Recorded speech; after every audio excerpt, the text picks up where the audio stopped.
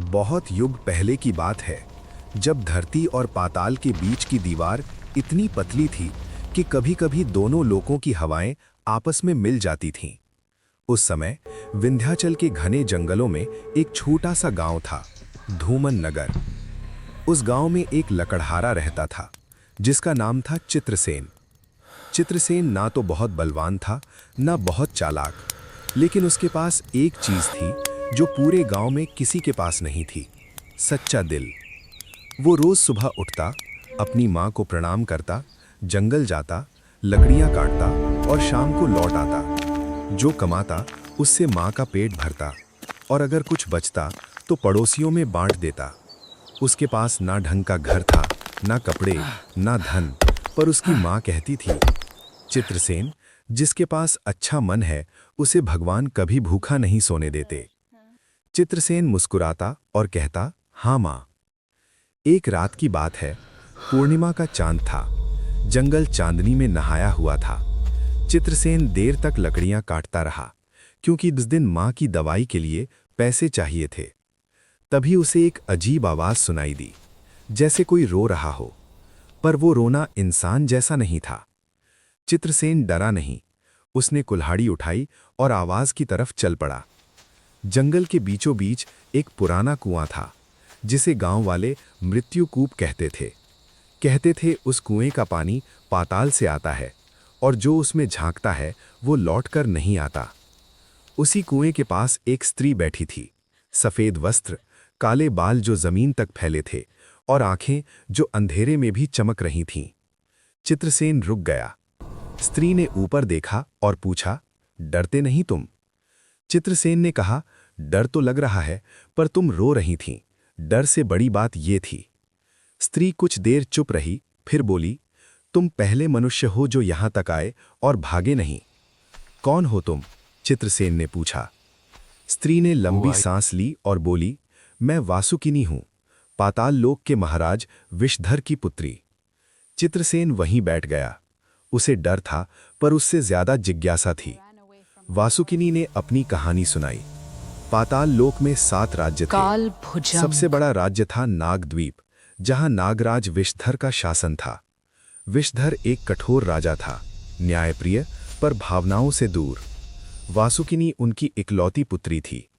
पाताल में एक नियम था, राजकुमारी का विवाह स्वयंवर से नहीं बल्कि शक्ति परीक्षण से होता था। जो नाग सबसे बलशाली, सबसे विषैला और सबसे क्रूर हो, वही उसका पति बनता। और इस बार वो नाग था कालभुजंग। कालभुजंग, जिसने अपने ही भाई को मारकर सिंहासन छीना था, जिसके विष से पाताल की नदियां काली पड़ गई थीं, जिसकी आंखों में दया का एक अंश भी नहीं था। वासुकिनी ने पिता से कहा, मैं ये विवाह नहीं करना चाहती। पर विषधर ने कहा, राज्य का नियम व्यक्ति से बड़ा होता है पुत्री। विवाह की तिथि तय हो गई, अमावस्या की रात। वासुकिनी ने एक ही रास्ता चुना, भाग जाना। वो रात के अंधेरे में महल से निकली, पाताल की सुरंगों से गुजरी और उस कुएं तक पहुंची। धरती पर आने के बाद उसे एहसास हुआ कि वो यहां कहां जाएगी। उसे इस लोक का कुछ पता नहीं था, कोई उसे जानता नहीं था, और पाताल वापस जाने का रास्ता बंद हो चुका था।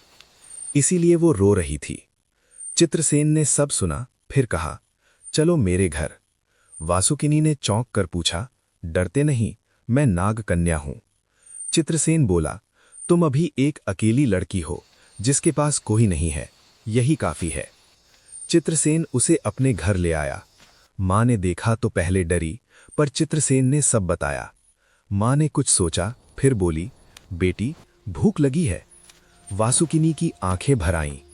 दिन बीतने लगे। वासुकिनी धरती पर रहने लगी। चित्रसेन ने उसे साधारण जीवन जीना सिखाया। वासुकिनी ने अपनी दिव्य शक्तियां छुपा लीं, पर कुछ चीजें छुप नहीं सकीं।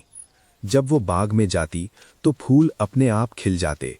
जब वो नदी के पास जाती तो मछलियां सतह पर आ जाती। रात को उसके बालों में हल्की नीली चमक आ जाती। गांव वाले फुसफुसाने लगे, ये लड़की कौन है? पर चित्रसेन और वासुकिनी को इसकी परवाह नहीं थी। धीरे धीरे दोनों के दिल एक दूसरे की ओर झुकने लगे। अमावस्या आई। पाताल में विवाह की तैयारी थी, पर दुल्हन नहीं थी। कालभुजंग क्रोध से जल रहा था। उसने अपने गुप्तचर भेजे।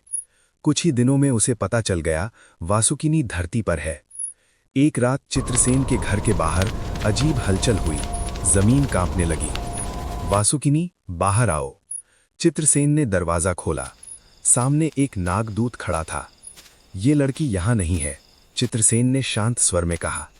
तभी पीछे से आवाज आई, रुको, मैं यहां हूं। वासुकिनी बाहर आई। उसका रूप बदल चुका था। उसकी आंखें चमक रही थीं और उसके चारों ओर एक अलौकिक ऊर्जा थी। नागदूत डरकर भाग गया। वासुकिनी बोली, अब काल भुजंग खुद आएगा। 3 दिन बाद आकाश काला हो गया। धरती से धुआं उठने लगा। काल भुजंग आ गया।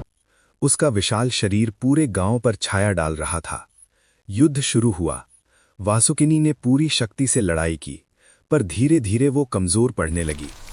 तभी काल भुजंग ने एक घातक प्रहार किया और उसी क्षण चित्रसेन उसके सामने आ गया। विष का प्रहार उसकी छाती में लगा, वो गिर पड़ा। वासुकिनी चीख उठी। तभी चित्रसेन के दिल से एक सुनहरी रोशनी निकली। वो रोशनी फैल गई और काल भुजंग के विष को समाप्त कर दिया। काल भुजंग चौंक गया। तभी पाताल का द्वार खुला और नागराज विषधर प्रकट हुए।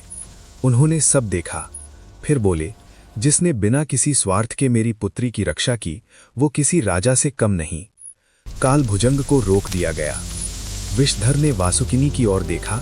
तुमने सही किया पुत्री। फिर चित्रसेन से पूछा, क्या तुम मेरी पुत्री से प्रेम करते हो? चित्रसेन ने सिर झुकाकर कहा, हां महाराज। विषधर बोले, जिसके पास सच्चा दिल है वही सबसे योग्य है। उसी स्थान पर धरती और पाताल के बीच चित्रसेन और वासुकिनी का विवाह हुआ। आकाश से फूल बरसे, पाताल से नीली रोशनी उठी।